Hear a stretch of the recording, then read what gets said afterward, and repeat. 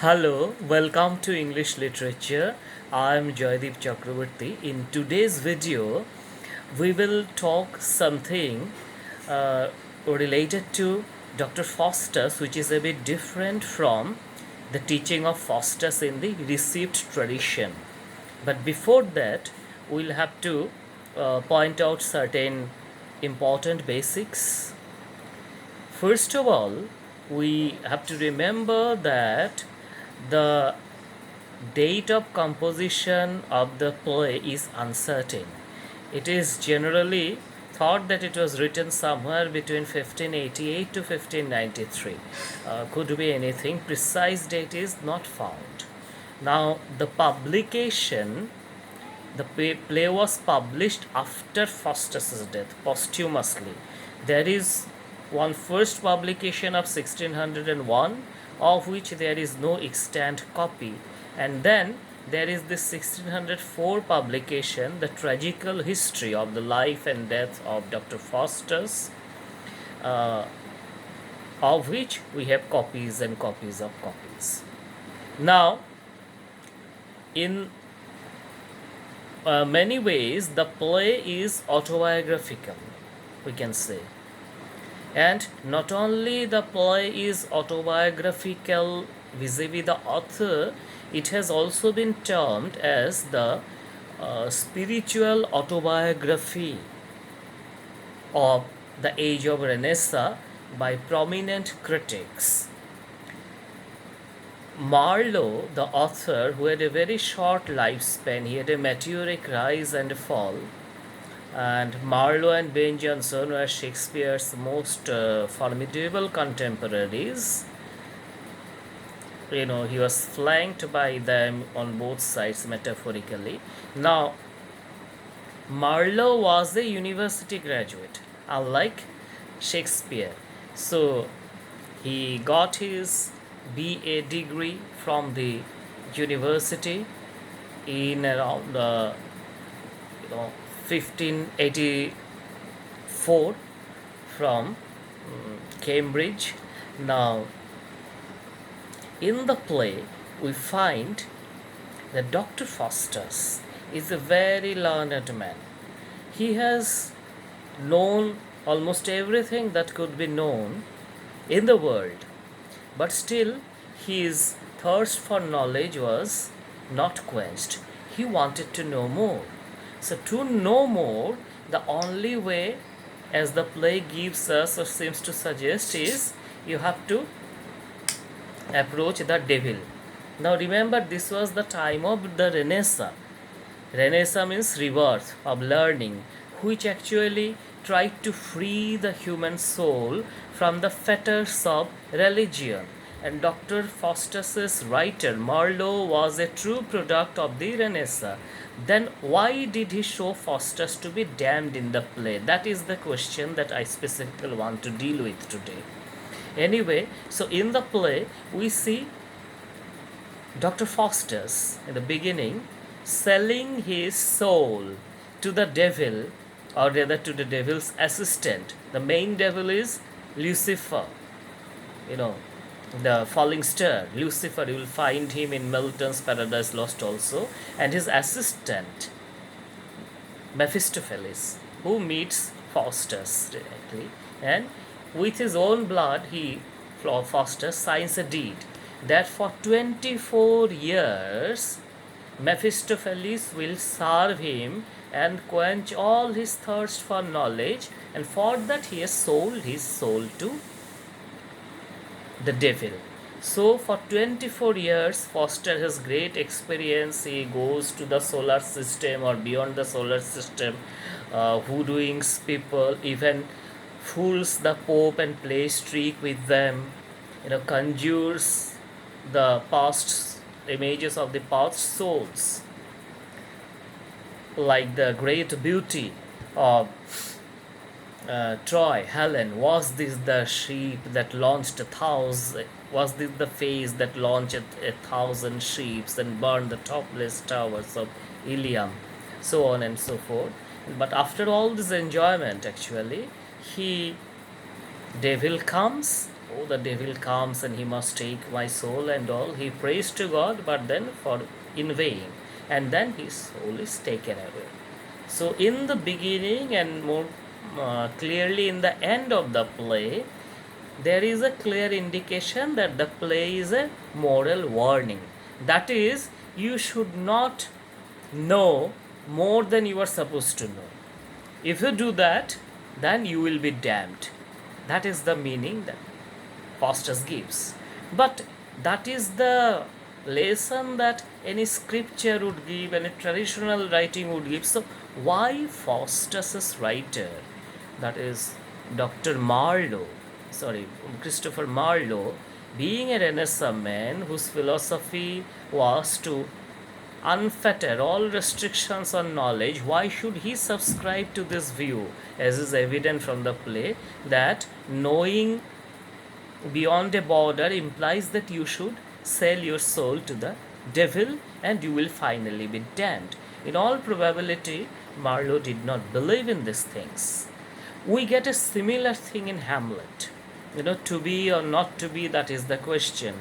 Whether it is nobler in the mind to suffer, and so on and so forth. And then there is doubt expressed that if there is life after death. So, my point is, with the Renaissance, there was no clear break with belief, but doubts were raised on the eternal verities like heaven, hell, life, death, and very few people could go beyond the doubt.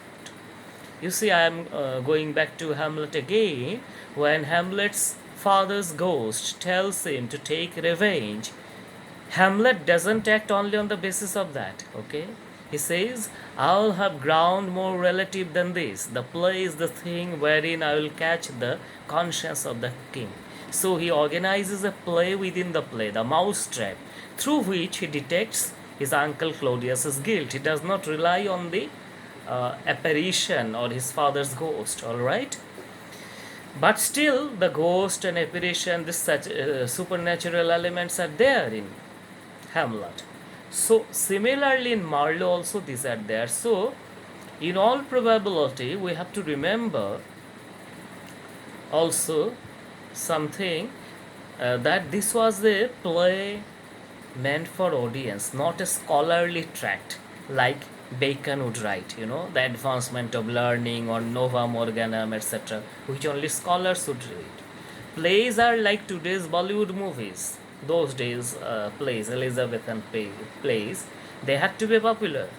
And then, if in a popular play, if you want to make your play popular and there you show something which goes against the belief of the people totally, then there will be problem. Even these days, in India, many films like Water, which showed some kind of lesbian relation, these were banned, censored the Pink Mirror, Gulavia, in a film not released in India. Many things, and even in those days, censorship was still there then, and more importantly, if you show something very, very unchristian, then possibly people will not accept it, because common people were not the product of the Renaissance. That we often forget. Just as today, not all people know about the formulation of Stephen Hawking or Tesla, or even Einstein. So even in those days, though the technical products of Renaissance people enjoyed, but the knowledge part of the Renaissance, the questioning part of the Renaissance was more commonly confined to the scholarly class. And then the radical break came more importantly in the Victorian age with Darwin's proclamation of the origin of man from monkeys. He did not actually say monkeys, similar primates, but we colloquially we say that we have come from monkeys. So, these two are the reasons. One is that during Dr. Faustus's time or the Renaissance, there was no complete break with the past, which was a Christian past, a believer's past, and the past was also present. So Faustus had to be shown to be damned, even though Marlowe He may not have had the doubt himself, but the age had, and secondly, it is related to the audience. So anything which goes against the very basic values of audience would not have been accepted. So these two are the reasons for which I think Marlowe shows Dr. Faustus to be damned, while he himself was almost an atheist. There are writings of Faustus giving credential to atheistic values. And however, if we forget these things for a moment, but then the general meaning, the general message of the play is valid till date, that you should not sell your soul to the devil for whatever gain. So isn't it symptomatic of modern civilization? Haven't we sold our souls to the devil? To rise in life, we believe in a destruction of nature, cutthroat competition, backstabbing, sabotaging. So in the long run, finally, what we gain? We have all become machines, which writers of modernity, the existentialists, people like Eliot calling ourselves hollow men, or we live in wasteland that they said, but these meanings are all there in Marlowe's Dr. Faustus if we accept what he says in totality, forgetting for a moment my deliberation on skepticism of Marlowe. But within the text also we can take it as a sense, in a sense which goes beyond religion, that if we sell our souls for temporary gains, we will be damned in the long run and there is no respite. So there has to be a limit, possibly. A case in point is the so much of biogenetical engineering. Frogs' genes and trees' genes, for example, are to be, they're trying to mix and then see what happens, all those kinds of things. So finally, what would they lead to? Too much of mobile use, and all that. The global warming, which had slowed down for a while due to corona, but now it is again tremendous heat that is being generated for last a few days. In today is October 12th. So all these things testify to the veracity of the symbolic message of Dr. Faustus, that in terms of, in the name of or on the pretext of our search for knowledge or thirst for knowledge, we have destroyed the very human soul. So I can quote Wordsworth again, and much it grieved my heart to think what man has made of man. So thank you so much.